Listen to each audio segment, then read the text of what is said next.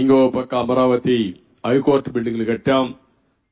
ఆ హైకోర్టు కూడా district court కోసం కట్టిన బిల్డింగు అవి మాత్రం మిగిలే పరిస్థితికి వచ్చాయి. ఈ యొక్క రాజధాని మనం చూస్తే దగ్గర ఈ రోజు నేను అన్ని తిరిగిన తర్వాత ఇప్పుడే నాకు అర్థమైంది ఏంటంటే ఏం చేయాలని అర్థం కాని పరిస్థితి.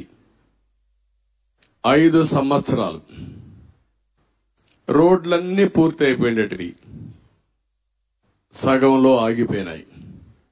కొన్ని అయితే 80% పూర్తి చేసి ఆగిపోయినాయి.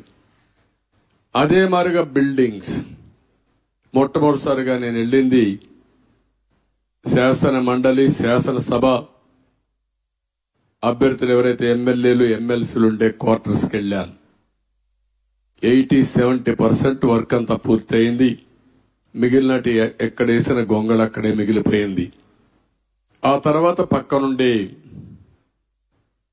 ఐఏఎస్ ఆఫీసర్స్ జూనియర్ ఆఫీసర్స్ యొక్క క్వార్టర్స్ చూశాను. అవి కూడా అక్కడే ఉన్నాయి. 70-80% పూర్తయింది. పక్క నుండి సెక్రటరీస్ అదే మాదిరిగా ప్రిన్సిపల్ సెక్రటరీస్ బిల్డింగ్లన్నీ ఉన్నాయి. అవన్నీ కూడా తుమ్మ చెట్లు మొత్తం మొలిచిపోయి ఇవన్నీ కమ్ముకుపోయే పరిస్థితి వచ్చింది. పక్కనే హైకోర్టు వస్తుంది. అక్కడనే అడ్మినిస్ట్రేషన్ కోసం 5 టవర్స్ ని ప్రారంభించాం. ఇంకొక పక్కన అసెంబ్లీ బిల్డింగ్ వస్తుంది. దాని పక్కనే హైకోర్టు వస్తుంది. అక్కడనే జడ్జెస్ బంగ్లాలు వస్తాయి. పక్కనే ఎమ్మెల్యేలు మినిస్టర్స్ బంగ్లాలు వస్తాయి.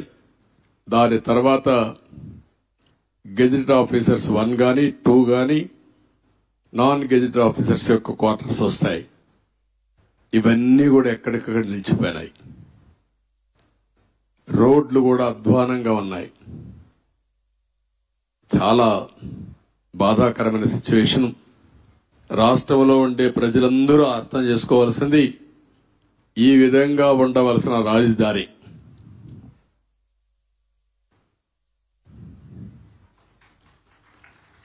మనం ఆ రోజు ప్లాన్ చేసింది. నేను మళ్లీ ఒక వైట్ పేపర్ ఒకటి రిలీజ్ చేస్తాం. అందులో డీటెయిల్స్ అన్ని పెడతాం. ఈ రోజు నేను ఫస్ట్ టైం వచ్చింది రాజధానిని చూడడానికి వచ్చాను. ఎక్కడున్నామో అధ్యయనం చేయడానికి వచ్చా. భవిష్యత్తులో ఏం చేయాలనో ఇక్కడ అమరావతిలో ఉండే రైతులే కాకుండా రాష్ట్రంలో ఉండే ప్రతి ఒక్కరూ సజెషన్స్ ఇచ్చే విధంగా ముందుకు పోవాల్సిన అవసరం ఉంది. తొందరలోనే ఒక వైట్ పేపర్ కూడా పబ్లిసైజ్ చేస్తాం. ఒక వైట్ పేపర్ పబ్లిసైజ్ చేసి ప్రజలు అందరూ కూడా చర్చించుకోవాల్సిన అవసరం ఉంది. నేను ముందే చెప్పాను, ఇది ఏ ఒక్కరి కోసమో కట్టే రాజధాని కాదు. ఇది ప్రజా రాజధాని, భావితరాల భవిష్యత్తు కోసం రాజధాని, తెలుగు జాతి గర్వంగా తలెత్తుకుని తిరిగే రాజధానిగా ఉండాలి. అదే సమయంలో ఇక్కడ అమరావతి రాజధాని వస్తుందంటే విశాఖపట్నాన్ని ఆర్థిక రాజధానిగా తయారు చేయాలని, కర్నూలుని ఒక మోడర్న్ సిటీగా ఆధునికమైన నగరంగా తయారు చేయాలని, అదే మాదిరిగా అన్ని జిల్లా హెడ్ క్వార్టర్స్ కూడా ఏమేం చేస్తామో చాలా స్పష్టంగా చెప్పాం. దాని ప్రకారమే మీరు చూస్తే 12 ఇన్స్టిట్యూషన్స్ గవర్నమెంట్ ఆఫ్ ఇండియా ఇస్తే కర్నూలులో IIT పెట్టాం. అక్కడనే ఉర్దూ యూనివర్సిటీ పెట్టాం. అనంతపూర్లో సెంట్రల్ యూనివర్సిటీ పెట్టాం. తిరుపతిలో ఐజర్ గాని అదే వారిగా IIT గాని పెట్టాం. ఇంకో పక్క విశాఖపట్నంలో IIM పెట్టాం. తాడేపల్లిగూడెంలో NIIT పెట్టాం.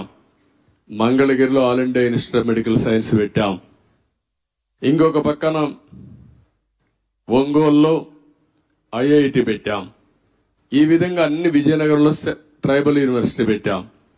అన్ని ప్రాంతాల అభివృద్ధి కోసం, సమగ్ర అభివృద్ధి కోసం ఆ రోజే చాలా స్పష్టమైన విధానాన్ని ప్రకటించాం. ఈ రోజు మనం చూస్తే ఏది జరిగే పరిస్థితి లేకుండా పోయింది. నేను అందుకనే ఈ రోజు డీటెయిల్స్ పోవడం లేదు. బ్రాడ్ గా మీ అందరికీ ఒక ఐడియా ఇస్తున్నాను. డీటెయిల్స్ అన్ని కూడా వైట్ పేపర్ లో వస్తాయి. అయితే బాధ ఏంటంటే ఈ రాజధాని పైన బురద జల్లే ప్రయత్నం చేశారు. నిత్యం విష ప్రచారం చేశారు. అమరావతిని బ్రాండ్ దెబ్బతీయడానికి ప్రయత్నం చేశారు. శివరామకృష్ణ కమిటీ చాలా స్పష్టంగా సెంట్రల్ ప్లేస్ లో ఎక్కడైనా పెట్టండి అని చెప్పారు. అంటే ఇది 12